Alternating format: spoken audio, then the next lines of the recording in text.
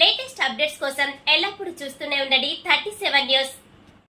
Usha Mehta commission యొక్క సిఫార్సులు జడ్జిలు పాటించారా?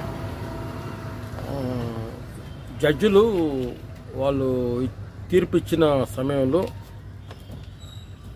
ఉషా మెహతా యొక్క కమిషన్ని అమలు చేయాలా, ఎందుకో కానీ వాళ్ళు నిర్లక్ష్యం చేశారు. ఇది గతంలో ఈ యొక్క ఏబీసీల విభజన యొక్క నేపథ్యం, ఈ యొక్క ఉద్యమాలు చాలా కాలం నుంచి జరుగుతున్న తరుణం ఈ మన ఆసనమైనది. అయితే ఉషా మెహతా కమిషన్ ఒకటి,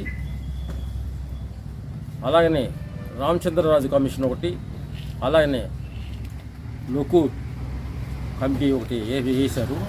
దీని మీద సమీక్షించి ఏబీసీల విభజన యొక్క కథాంశాన్ని బాగా స్టడీ చేయడానికి ఇవన్నీ ఈ డెవలప్మెంట్ జరిగినాయి.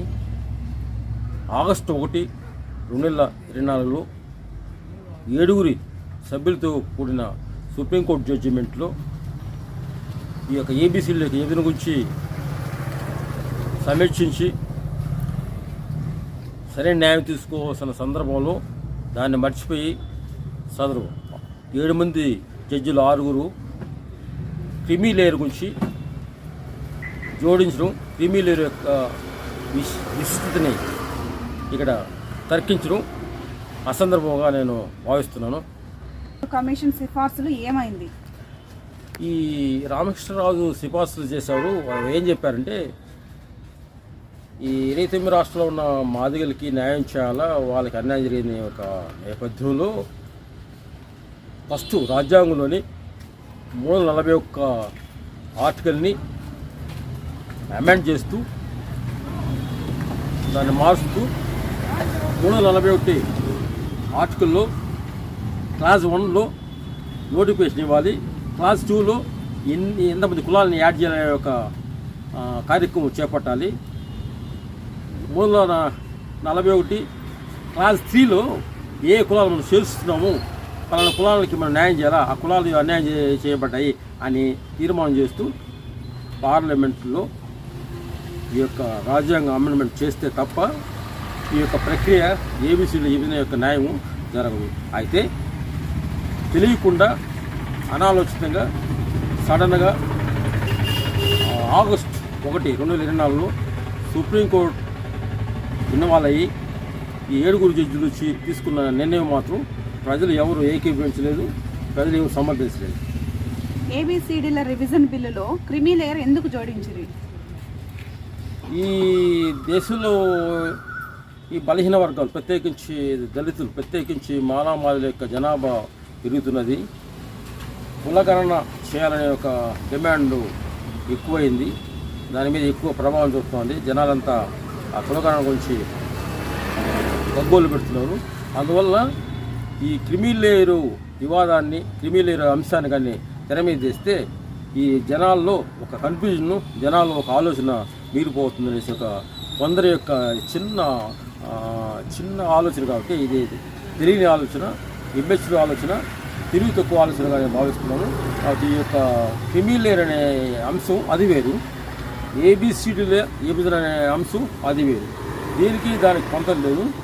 అది సండే, ఇది మండే. కాబట్టి సుప్రీంకోర్టులో ఆగస్టు 1, 2024లో ఈ యొక్క తీసుకున్న జడ్జిమెంట్లో క్రిమీ లేయర్ని చూపించడం, జోడించినది అవివేకం, తొందరపాటు. ఏబీసీడీ రివిజన్పై మీ అభిప్రాయం? ఏబీసీల విభజన అనేది ఖచ్చితంగా ఉండాలి. ఎందుకంటే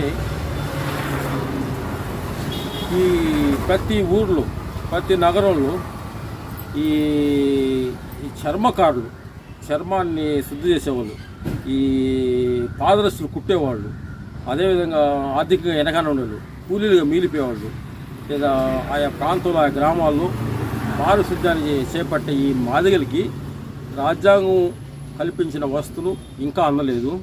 60% వాళ్ళు ఇంకా బడుగులుగా మిగిలిపోయారు, ఆకలితో అలమటిస్తున్నారు, ఇంకా వాళ్ళు దారిద్ర్యం రేఖ కిందనే ఉన్నారు. చాలామంది చాలా టౌన్లో కబ్లర్లుగా, అంటే చెప్పులు కుట్టే వాళ్ళు ఉన్నారు. కానీ వాళ్ళకి ఏ బ్యాంకు లోన్ ఇవ్వడం కానీ, కబ్లర్కి ఒక ఒక మా చెప్పులు అంగడి పెట్టేయచ్చు, షూ మార్ట్ పెట్టేయచ్చు. అలాగే నీకు వాళ్ళకి ఏదైనా ఆధారంగా బ్యాంకులు అనేది చేయుతునివ్వచ్చు. కానీ అలాంటి జరగదు. కాబట్టి దాదాపు 80 సంవత్సరాల నుంచి ఈ మాదిగలకి ఇస్తున్న రాజ్యాంగబద్ధమైన, పార్లమెంటుబద్ధమైన లేదా రాష్ట్రీయ సహకారం ఎక్కడ తోచినంతగా, అనుకున్నంతగా లాభసాటిగా లేదు. అందుకోసం ఏబీసీల యొక్క వర్గం అనేది అందరూ మేధావులు, స్వచ్ఛంద సంస్థలు, అన్ని రాజకీయ పార్టీలు అందరూ దీన్ని సమిష్టిగా సహాయం చేస్తే మంచిదని నా అభిప్రాయం. కాబట్టి ఈ యొక్క ఆగస్ట్ 1, 2024లో సుప్రీంకోర్టు తీసుకున్న జడ్జిమెంట్లు క్రిమీ లేయరు అనే ఒక పాయింట్ తీసుకున్న వల్ల దేశంలో ప్రతి చోట, ప్రతి మండలంలో, ప్రతి జిల్లాలో, ప్రతి రాష్ట్రంలో ఉద్రిక్తులు ఏర్పడ్డాయి, ఉద్యమాలు వచ్చాయి.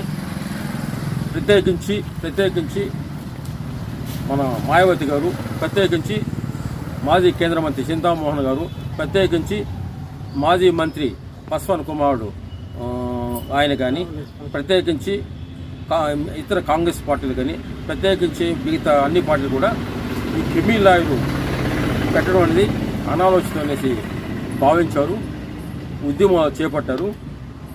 దీని మీద కేంద్రం మీద ఒత్తిడి తెచ్చారు, ఎన్డీఏ గవర్నమెంట్ ఒత్తిడి తెచ్చారు, మోడీపై ఒత్తిడి తెచ్చారు.